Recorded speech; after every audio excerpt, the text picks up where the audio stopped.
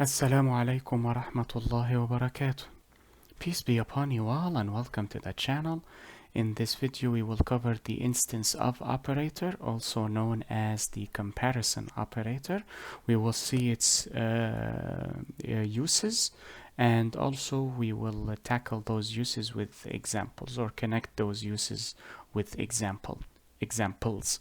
But before we begin, بسم الله الرحمن الرحيم الحمد لله رب العالمين والصلاة والسلام على أشرف الأنبياء والمرسلين سيدنا محمد وعلى آله وصحبه ومن تبعهم بإحسان إلى يوم الدين وارض اللهم عنا معهم أجمعين اللهم آمين.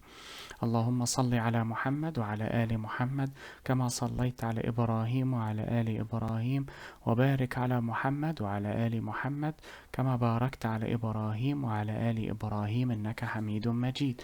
We begin in the name of Allah, the most merciful in this life and in the hereafter, and we thank Him for all of His blessings that He has bestowed upon us, for they are innumerable, and we pray that we follow in the footsteps of Prophet Muhammad, peace be upon him, and his companions. Amen. We also ask for prayers and blessings to be bestowed upon Prophet Muhammad, peace be upon him, and his family, as they were bestowed upon Prophet Ibrahim, peace be upon him, and his family. Amen. Now, with regards to the instance of operator, there are, to the best of my knowledge, two functions. One is a general function, the other is more specific or tailored towards inheritance. So let us take a look. Okay, perfect. The first function would be to check or compare the data type of an object, also known as an instance, hence the term instance of. Compare the data type, I always add an extra T, with the class it has been instantiated from.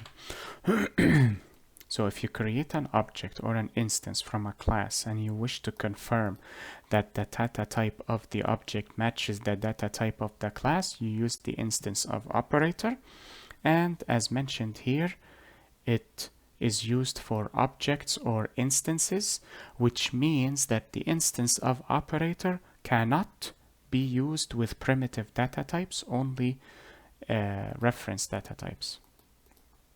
The second function, the instance of operator, is used to enable downcasting in inheritance. A restriction that we mentioned in the previous video. So we will cover how both of these function, inshallah, and God willing, in this video. Lastly, before we move on to the examples, I would like to highlight that the instance of operator returns a Boolean. So it returns either true or false, which means that you can either store the result of the comparison in a Boolean variable, or it most likely will be used in a conditional statement or a relational statement, such as an if statement. Lastly, we will cover the syntax of the usage of instance of. Firstly, you start with the object name, then the name of the operator, instance of, finally the class name you wish to check. And I am using the appropriate cases for naming the class and the object or the variable. Okay, so to observe both functionalities, we will create a subclass and a superclass. The inheritance will be for this, but I would like to show you this before we move on to downcasting. So I will create a parent class known as animal. Of course, most likely, and the subclass will be cat. Most likely people tend to use composition over inheritance because composition is more flexible as opposed to inheritance because of its certain restrictions. And we will say here extends animal. Okay, perfect. Now let us check the functionality of the instance of operator within one class. So I will say animal A is equal to new animal, and then I will print it directly. A instance of animal. This is highlighted because it is always true.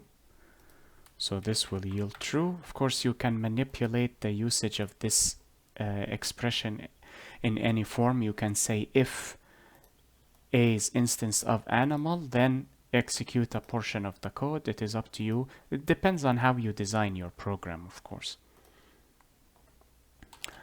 Then we can check it with upcasting.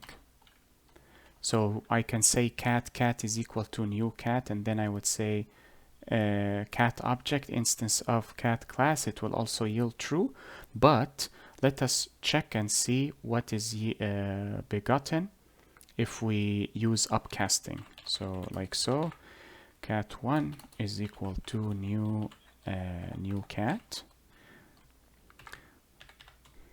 Because this is a subclass of this means that the object of the subclass is of also data type parent class, so this should also be true. So we will copy it using the Zahi way, and of course I will say cat1. This should also yield true. Let us execute and see. Both true. Lastly, before we move on to here, I wish to cover nullable variables or nullable objects. So in primitive variables or in numerical variables, if you wish to nullify a variable, you assign it the value of 0. In objects, because of their complexities, you cannot use 0, so instead you use null. That is the equivalent of 0 in numerical variables. So if I say cat2 is equal to null, and then I use the Zahi way to do this, this should return false. Why? Because as we mentioned in the memory management or object instantiation lecture, once you use the keyword new, this object occupies space in memory, so it exists in memory. Otherwise, if it is designated as null, or if it is designated as such or declared as such, then it has not occupied space in memory. Thus, this object is not of this data type because it is not even in memory for comparison. So this will be false. There we go. Lastly, we will cover downcasting, which will require a few extra steps that we must undertake before we can actually yield a positive result. So what we will do is we will venture to the subclass and we will create a static method. We did not cover the static keyword yet, but we will inshallah bi'idhnillah. But for now, simply follow along and you will see the importance of the static keyword in this lecture, but we will speak deeply about it later on inshallah. As of yet, or as of now I should say, it is not important, but it is important for a beginner who is learning Java, so we will cover it inshallah, but as of now it is not pivotal. We will pass an animal object as a parameter. I will discuss the different forms of parameters that you can pass into methods in a separate lecture, inshallah. But technically speaking, you can pass anything as a parameter in methods except other methods. I thought I discussed this in the method parameter or the argument lecture, but I remembered that I did not, or I possibly did not. So I will discuss it in a separate video, inshallah, fairly soon. So here is what we will do. If animal is an instance of, I keep forgetting, I keep adding space of cat, then we will say cat C is equal to cat. Do not worry, I will explain this in detail.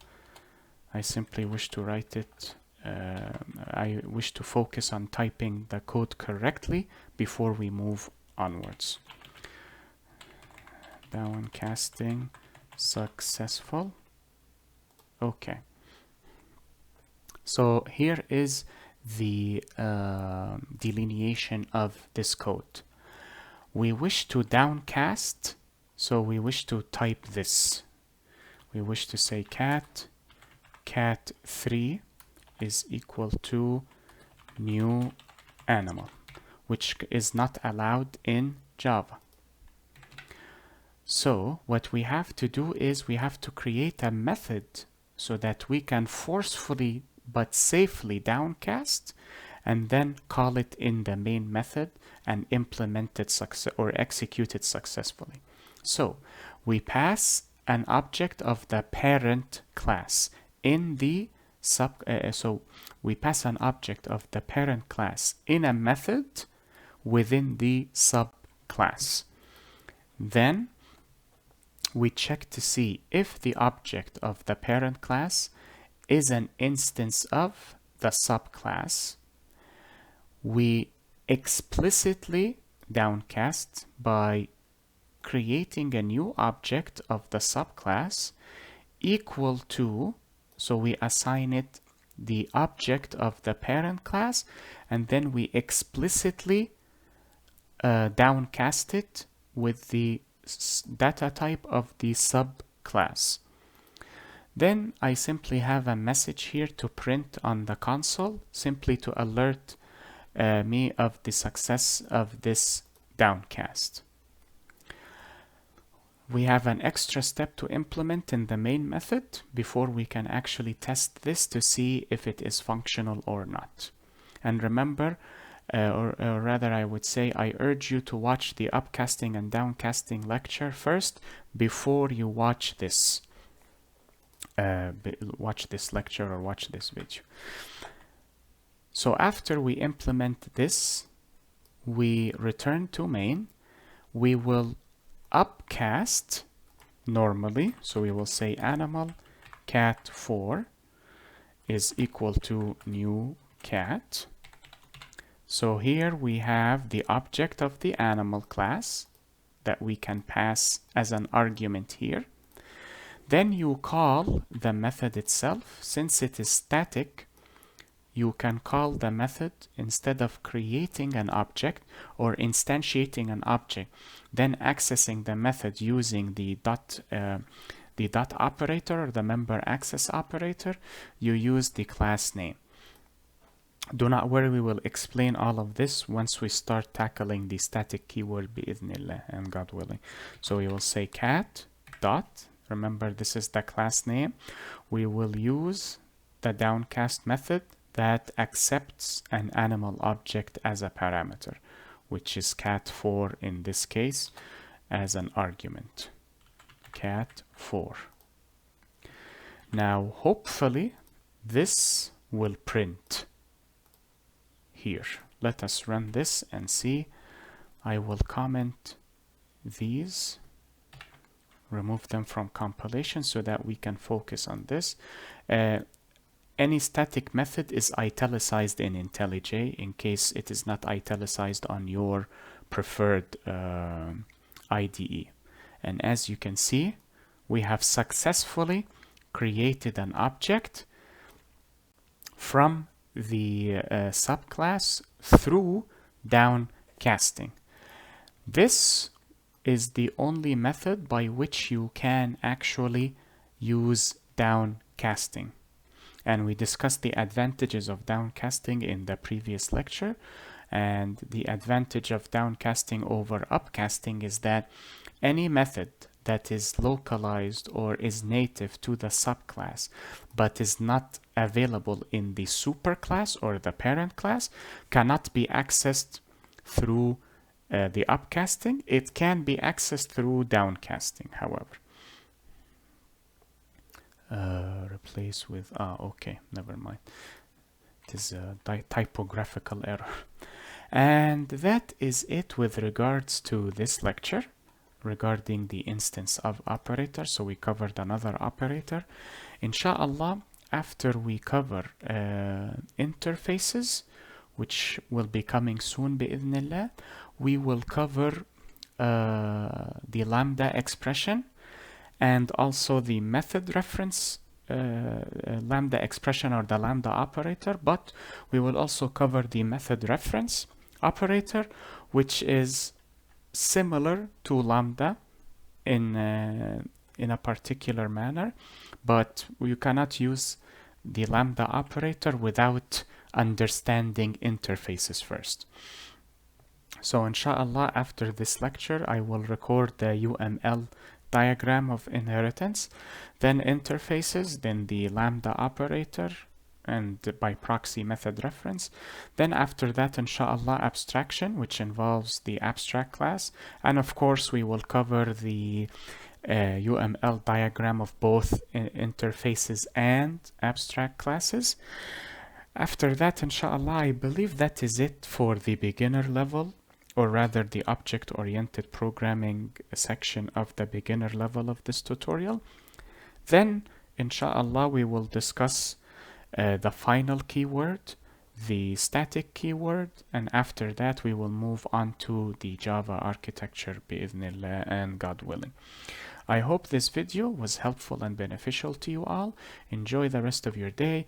Be safe, take care, and peace be upon you all. Wassalamu alaikum wa rahmatullahi wa barakatuh.